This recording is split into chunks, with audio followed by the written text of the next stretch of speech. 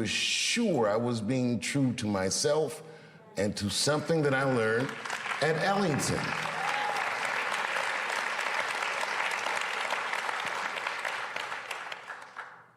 I'm one of those comedians that thought of himself as an artist. I was enamored by what the genre could do. It was like the pictures that I could paint with words and the way I could engage with audiences. I understood as it was happening. I was very lucky to be able to do this. And I protected that. And I knew that if I took the money, they would expect me to behave differently. And I wasn't willing to accept that. So I quit. And when I quit, it was a very difficult time in my life that I'll spare you the details, but man, fuck show business. It was tough.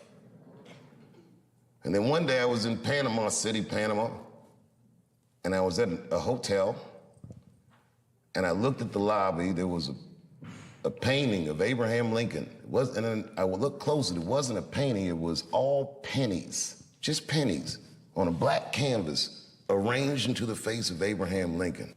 And I asked the guy, I said, how much is that painting worth? He said, $600,000, sir. And I looked at the pennies that made up the painting, and I was like, that's like $300 worth of pennies.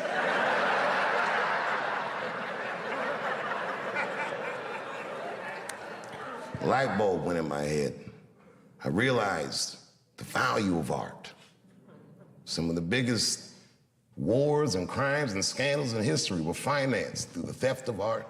Art is a powerful commodity. And artists, if you're good at it, should never behave as a commodity. That's a tough one.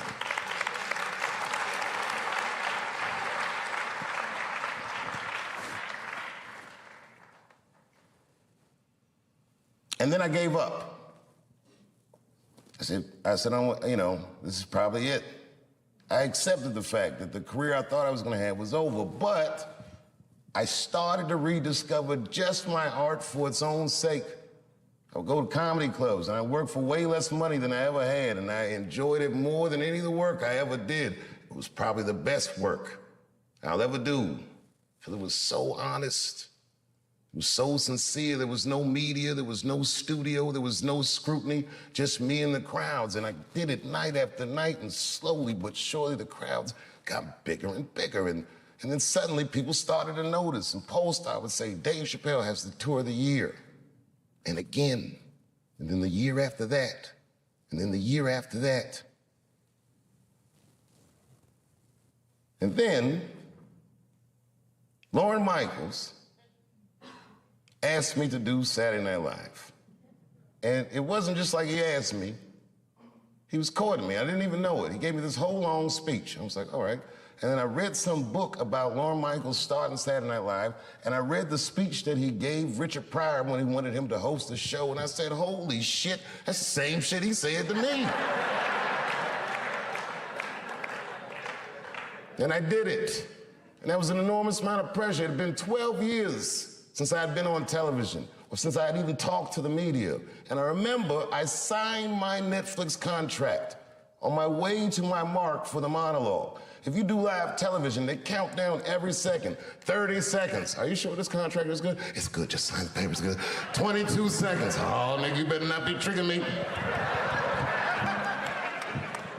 10, 9, 8, 7, 6, 5, 4, 3, 2, 1. I walked out on that stage and I killed it. It was natural. It was nothing. It was easy work. Got an Emmy for that one, too. First Emmy I won. And when I walked on the stage, after being in the cold for so long, for the first time when I walked on the stage, I'm like, damn, nigga, I just made it. I've always come back and checked in. One of my favorite honors was doing the commencement at Ellington. I can't even remember what year it is. I just remember they cheered for me when I came out. I wasn't a big star, but I was their star. And I felt like I was home.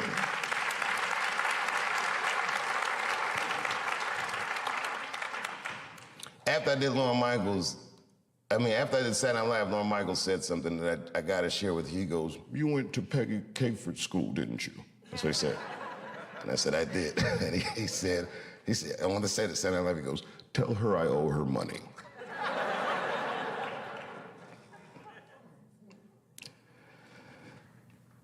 You know, I never asked to have this theater named after me. Peggy asked me. She was ailing, and I went to her house to visit her. She said, I want you to put your name on the school. She said, it will help us raise money for the school. And to me, it was like, I felt like I'm a little young for that, and I'm still kind of using the name, you know what I mean? Let's see what I do with it first. You never know, you know. Like, imagine if OJ named his son OJ Jr. Oh, Dad.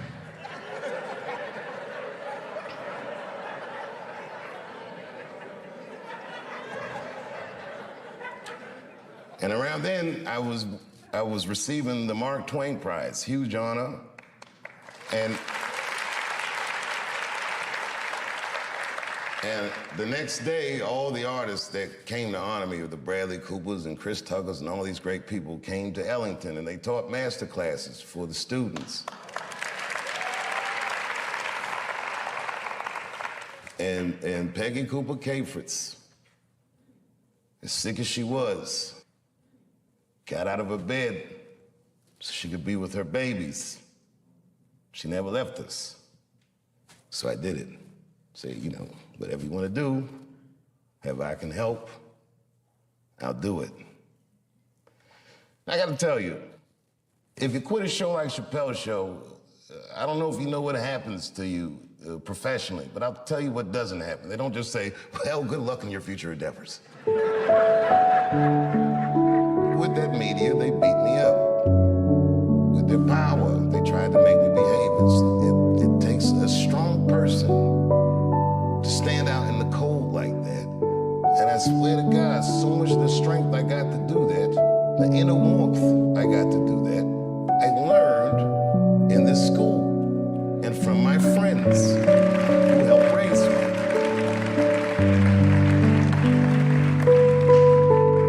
So why wouldn't I do anything I could to help my benefactor? And the last time I came back, after the closer, when the kids were mad at me, I gotta tell you, that was quite the day. All the kids were screaming and yelling. I remember I said to the kids, I go, well, okay, well, what do you guys think I did wrong? And a line formed.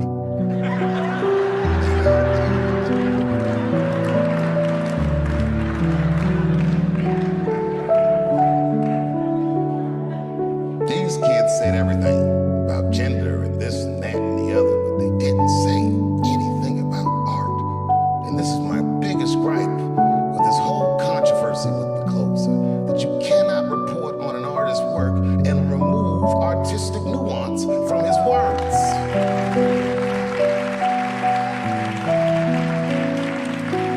It would be like if you were reading a newspaper and they say, man, shot in the face by a 6-foot rabbit, expected to survive. You'd be like, oh my God. And they never tell you it's a Bugs Bunny cartoon.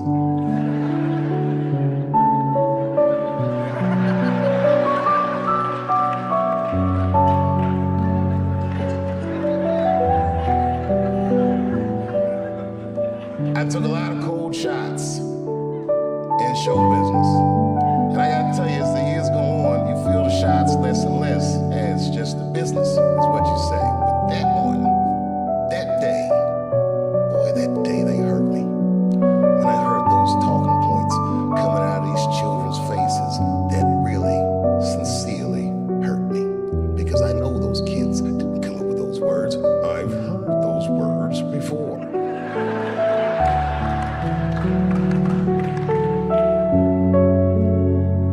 The more you say I can't say something, the more urgent it is for me to say it. And it has nothing to do with what you're saying I can't say. It has everything to do with my right, my freedom of artistic expression that is valuable to me, that is not separate from me. It's worth protecting for me, and it's worth protecting for everyone else who endeavors in our noble, noble professions. And these kids didn't understand that they were instruments of oppression. I didn't get mad at them. They're kids, they're freshmen, they're not ready yet. They don't know. What made me mad, and I am this petty.